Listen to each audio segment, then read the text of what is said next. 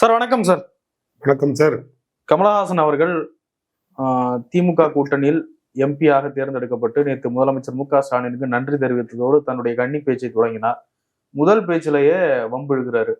தமிழ் எப்படி பிச்சை எடுக்கும், இந்தி கொஞ்ச நாள் பிச்சை எடுக்கணும். இது பேச்சா? இது இப்படி எல்லாம் பேசலாமா? என்ன பேச்சா? இது இப்படி பேசலாமான்னு கேட்டீங்கன்னா, இப்ப நிர்மலா சீதாராமன் கேள்வி கேட்க வேண்டியது. தமிழ் பிச்சை எடுக்குமான்னு சொல்லிட்டு அதையே ஒரு இந்த இடத்துல வந்து பேசணும். இப்ப நான் பப்ளிக்ல யாரோ எவ்வளோ தலைவர்களோ பிஜேபியை மாநகரத்தனமா பேசியிருக்கானுவோம். அதெல்லாம் நாங்கள் போய் சபையில் பேசினா இந்த அம்மா சபையில் பதிவு பண்ணுவாங்களா? ஓம் பிர்லா பதிவு பண்ணுவாரா? அப்போ நிர்மலா சீதாராமன்ங்கிறதுனால அதை ரெக்கார்டை டைப் பண்ணி ரெடி பண்ணி வச்சுக்கிட்டு யாரோ ஒரு தலைவர் சொன்னார், தமிழ் படித்தால் பிச்சை எடுக்கும், அது விடுதலையில் வந்திருக்கு அப்படின்னு அவர் சொன்னது. அவர் பலவிதமாக கோட் பண்ணி காட்டினார். அப்படியா தந்தை பெரியாரை பற்றி அப்படி கோட் பண்ணி காட்டுறாங்க. அவர் என்ன அதில் சொல்ல வந்தார்னா, ஏண்டா ஒரே மொழியை படிச்சுட்டு ஏன்டா உள்ளூரில் பிச்சை எடுத்து தெரியுங்க, படிங்கடா, ஆங்கிலமும் படி, எல்லாம் படி, தெரிஞ்சதெல்லாம் படி, எல்லாம் தெரிஞ்சுக்க அப்படின்னு அவன் உரிமையை நிலைநாட்டுங்கடா அப்படின்னு ஒரு ஜென்ரலாக சொல்கிற டாப்பிக்கை உடனே எடுத்துகிட்டு போய் தமிழ் படித்தா பிச்சை எடுக்கலாம். அப்போ பெரியார் என்ன படிச்சிருக்காரு? பெரியார் என்ன ஹிந்தி படிச்சுட்டு தான் வேர்ல்டு ஃபுல்லாக சுற்றினாங்க. அவருக்கு அது தெரியாமல் பேசலை. இவனுங்க அது திருச்சி மேஞ்சி பெரியாரை கொச்சைப்படுத்தணும். அதே நேரத்தில் பெரியாரை தமிழர்களோட சண்டை போட விடணும். பெரியார் தமிழர்களுக்காக தியாகம் பண்ணதை வெளிப்படுத்த மாட்டான். அவர் திருத்துறதுக்காக 2 வார்த்தை திட்டிருப்பாரு. இந்த திட்டின வார்த்தை இருக்கு பாரு, அதை தூக்கி அப்படியே இப்போ கொண்டு திணிக்கிறானா. இதெல்லாம் வேற ஏதாவது முட்டாள்கிட்ட போய் சொல்லுங்க. என் தமிழன் எவனும் முட்டாள் கிடையாது. அதனால தெளிவாக நாங்கள் இருக்கோம். பேசின நிர்மலா சீதாராமனுக்கு எவன் எதை ஆயுதத்தை கையில் எடுப்பானோ அதே ஆயுதம் அவனுக்கு பதில் சொல்லணும் அப்படின்னு எங்கள் பேரறிஞர் அண்ணா பவுண்டர் சொன்னார். இன்னைக்கு அது எங்களுக்கு நினைவுக்கு வருது. நிர்மலா சீதாராமன் என்ன துணிச்சல்ல எவ்வளோ திமிர் இருந்தா பெரியாரை கோடிட்டு காட்டி அந்த தலைவர் பேரை நான் சொல்லலை, சமன் விடுதலைன்னு மட்டும் சொல்கிறேன் அல்ல அப்படின்னு சொல்லி சொன்னது. அதை ஓப்பனில் சொன்னார் கமலஹாசன். கமலஹாசன் சாதாரண ஆள்னு இடப்படாதீங்க. அவரை பற்றி வரலாறு மேலே எல்லாருக்கும் தெரியும். உலக நாயகனில் 1ஆம் நம்பர் ஆள். அவருக்கு இதெல்லாம் சொல்லணுன்ற அவசியம். அவர் எந்த சபையிலையும் பயப்படுற ஆள் இல்லை. இல்லை இங்கே ஒருத்தன் உட்காந்துக்கிட்டு இது பயப்படுற மூஞ்சான்னு கேட்டானு அந்த மாதிரி டவுசர் பாண்டியெல்லாம் அவர் கிடையாது கமலஹாசன். அதனால அவர் கேட்க வேண்டிய இடத்துக்கு போற வரைக்கும் அமைதியா இருந்தார். அனுப்பி வைத்த தலைவன் கலைஞர் பிள்ளை போனாரு. அவர் பெத்த பிள்ளைக்கு நன்றி சொன்னாரு. அதுக்கப்புறம் அவர் டியூட்டி ஆரம்பிச்சிட்டாரு. முதல் கூட போட்டாரு. தமிழியர் பிச்சை எடுக்கணும்னு நீ சொல்ற, இந்தி பிச்சை எடுக்கட்டும் பா, நீ வந்து பிச்சை எடுனாரு. ஆளுங்க இங்கதான் தமிழ்நாட்டில் தான் வந்து பிச்சை எடுக்கிறான்.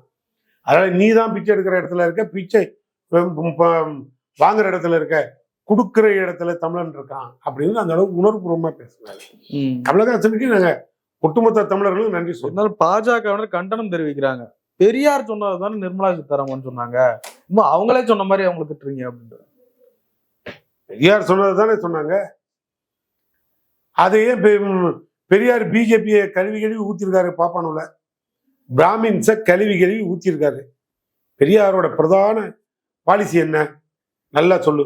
பாம்பை அடிக்காத, பாம்பானியும் பாப்பானையும் ஒரு இடத்துல பார்த்தீங்கன்னா பாம்பை விட்டுரு, பாப்பான அடி அப்படின்னு சொன்னவர் பெரியார். இதை நிர்மலா சீதாராமனை பார்லிமெண்ட்ல இந்த வரியை சொல்லி பதிய வைக்க சொல்லு. அந்த அம்மா வாயில வருமா? பதிவு வைப்பாங்களா? அதை பதிய வைக்க சொல்லு. அவரு என்ன தமிழர்களை திட்டத்தை பத்தி, இவங்க தமிழை திட்டத்தை பத்தி பேச, அது எங்க மொழி, அவரோட மொழி. அவர் என்ன வேணாலும் பேசிட்டோம், நாங்க பார்த்துக்கிறோம். அவர் இதை பேசினாரு. இதை துணிச்சல் இருந்தா நிர்மலா சீதாராமனை பார்லிமெண்ட்ல பதிய வைக்க சொல்லுங்க. ஓம் பிர்லா அதை சபையில ஏத்தட்டோம். செய்வாங்களா? அப்ப என்ன நாங்க மட்டும் இழிச்சவனா? நாங்க இழிச்சவனோட பெரியார் சொன்னதை அப்படி கோடிட்டு காட்டுறீங்களா? ஒண்ணும் கிடையாது. எப்படி இப்போ கமலஹாசன் அட்டகாசமா சொல்றாரு. அதனாலதான் சொன்னேன், எந்த ஆயுதமோ அந்த ஆயுதம் இங்க வேலை செய்யுதுங்க. அதனால இது வரலாறு. அது டீப்பா போனா உனக்கு தெரியும். நிர்மலா சீதாராமனுக்கு இனி பதில் கமலஹாசன் தான் சொல்லுவார். வானதி சீனிவாசன் ஒரு பேட்டி கொடுக்குறாங்க. கமலஹாசன் பேசினாரு, என்ன பேசினாருன்னு புரியல எங்களுக்குலாம். இப்படி புரியாததான் கோவை மக்களே அவரை வரட்டுட்டாங்க அப்படின்னு. கமலஹாசன் பேசுறது இந்த மாதிரி புரிய வாய்ப்பு இருக்காது. ஏன்னா அவரோட பாணி வேற, இந்த அம்மாவோட பாணி வேற. இது ரெண்டுக்கும் ஒத்து வராது. அதனால இதை நான் இது மேல டீப்பா போய் சொல்ல முடியாது. சார், நாடாளுமன்றத்துல குடியரசுத் தலைவர் உரைக்கு மீதான நன்றி தெரிவிக்கிறதுக்கு பிரதமர் அவர்கள் வரவே இல்லை. ஏன் வரலன்னா இன்னைக்கு சபாநாயகர் சொல்றாரு, நான் தான் பிரதமரை வர வேணாம்னு சொன்னேன், பெண் எம்பிக்கள்லாம் பிரதமரை தாக்குறதுக்கு சதி பண்ணியிருக்காங்க, அதனாலதான் நான் வர வேணாம்னு சொன்னா அவரும் ஓகேன்னு சொல்லிட்டாரு. எப்படி பாக்குறீங்க? இத சொல்றதுக்கே அவருக்கு வெக்கமா இல்லையா? அசிங்கமா இல்ல? உலக நாடுகள் இது என்ன நினைக்கும்?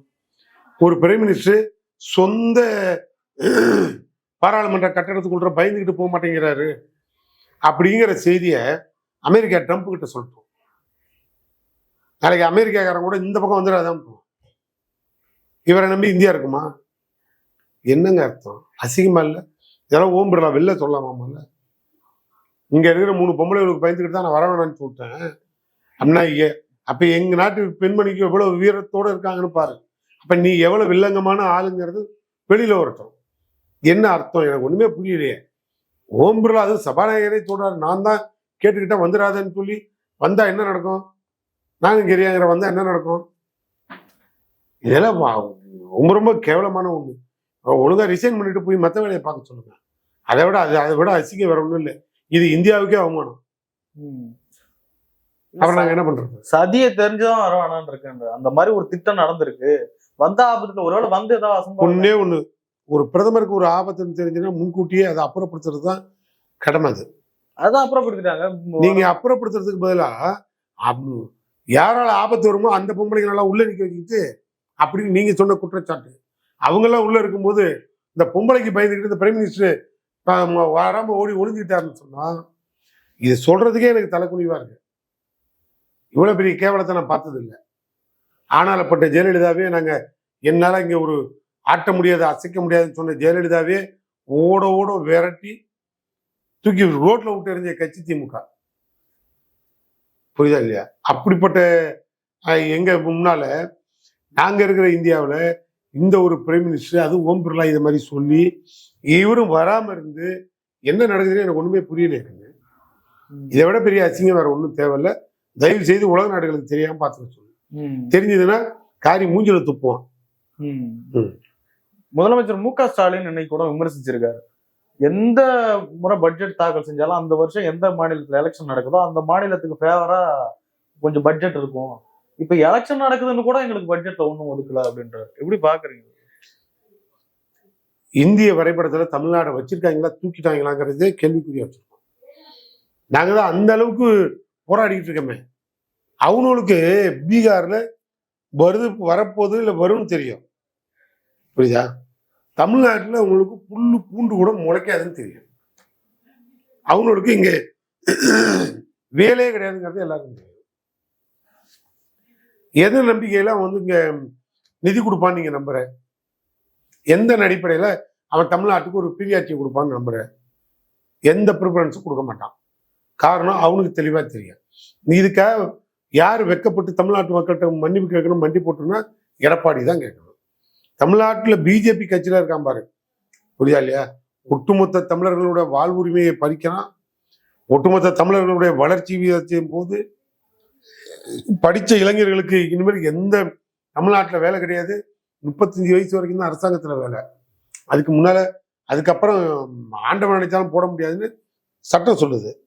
அந்த கேப்ல கூட எந்த ஒன்றும் செய்ய மாட்டேன்னு போட்டி போட்டுக்கிட்டு தமிழ்நாட்டை முடக்கணும்னா இது வெக்கப்பட வேண்டியதும் மன்னிப்பு கேட்க வேண்டியதும் எடப்பாடியும் அந்த பிஜேபி காரணம் தான். அவங்களால இந்த வளர்ச்சி மொத்தமா ஃபெயிலியர் ஆகுதுன்னு அர்த்தம். இதைதான் நாங்க மொத்தமா தமிழ்நாட்டு மக்கள்கிட்ட சொல்றோம். தமிழ்நாட்டு மக்கள் புரிஞ்சு பிஜேபியை புறக்கணிக்குது. அதனால பிஜேபி காரன் தமிழ்நாட்டுக்கு எதுவும் கொடுக்க மாட்டான். சமீபத்துல சென்னை வந்த போதும் மோடி சொல்லிட்டு பாரு, காங்கிரஸ் ஆட்சி காலத்தை விட நாங்க தான் அதிகமா கொடுத்துருக்கோம், பல லட்சம் கோடி கொடுத்துருக்கோம் தமிழ்நாட்டுக்கு. நாங்க எவ்வளவு கொடுத்துருக்கோம்னு கேட்டிய? அதையும் சொல்லு.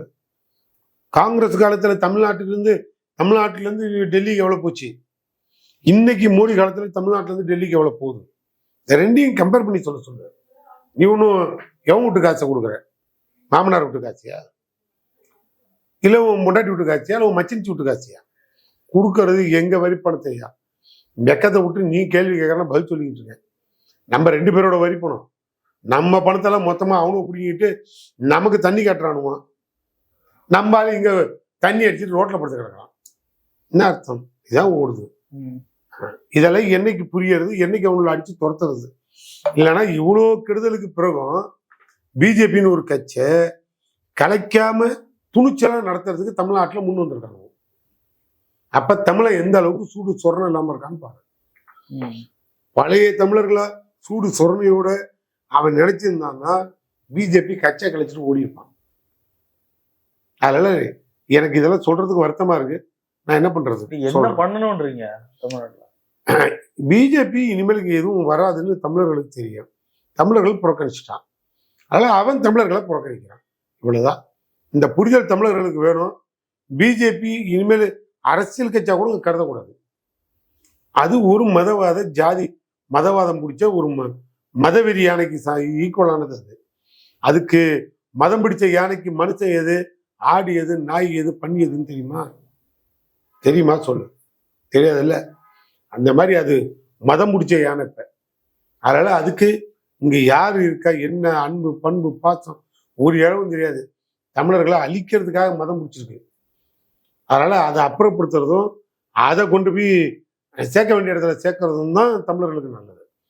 இல்ல 26 தேர்தல் மொத்தமா எடப்பாடியிலேருந்து அத்தனை பேரையும் கொண்டு போய் அங்க அடக்கம் பண்ணா மட்டும்தான் தமிழ்நாட்டுக்கு